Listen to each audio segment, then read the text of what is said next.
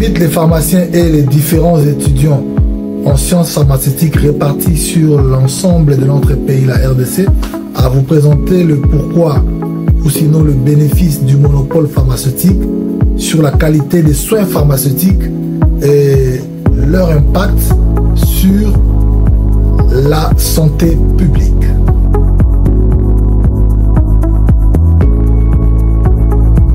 Les 3 piliers du monopole pharmaceutique, un rempart pour la santé de nos patients. Pilier 1. La propriété exclusive des officines par les pharmaciens.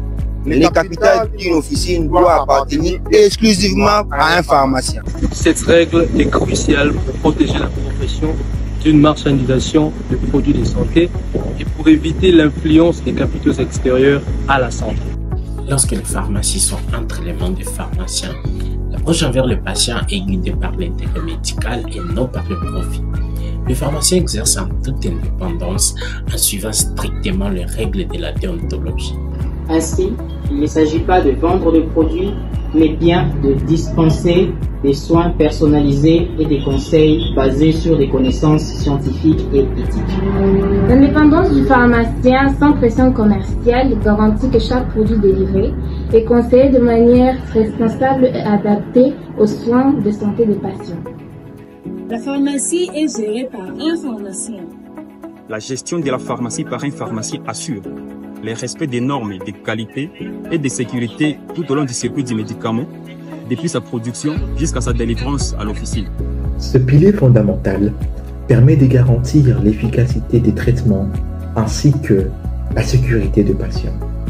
Les pharmaciens, en tant que professionnels de santé diplômés, qualifiés comme experts en médicaments, veillent à ce que, pour chaque médicament délivré, certaines règles strictes préalablement définies soient rigoureusement respectées, pour ainsi s'assurer que les traitements sont sûrs et adaptés. Cette surveillance continue et rigoureuse est essentielle pour éviter des contrefaçons, des produits de qualité inférieure ou des erreurs de dispensation. Les pharmaciens, ils ne se contentent pas seulement de donner les médicaments aux patients. Ils se rassurent que le médicament il est de qualité et adapté aux besoins du patient. Et s'assurer que le médicament donné au patient a été conservé dans les conditions optimales pour éviter la consommation des produits qui ont été mal conservés, qui peuvent avoir des effets toxiques sur le patient. Merci beaucoup. La dispensation sécurisée est sous la responsabilité du pharmacien. La dispensation de médicaments en officine n'est pas une simple vente, mais un acte de soin. Elle inclut la vérification de traitements en cours pour éviter les contre-indications et interactions potentiellement dangereuses en s'appuyant sur le dossier pharmaceutique du patient.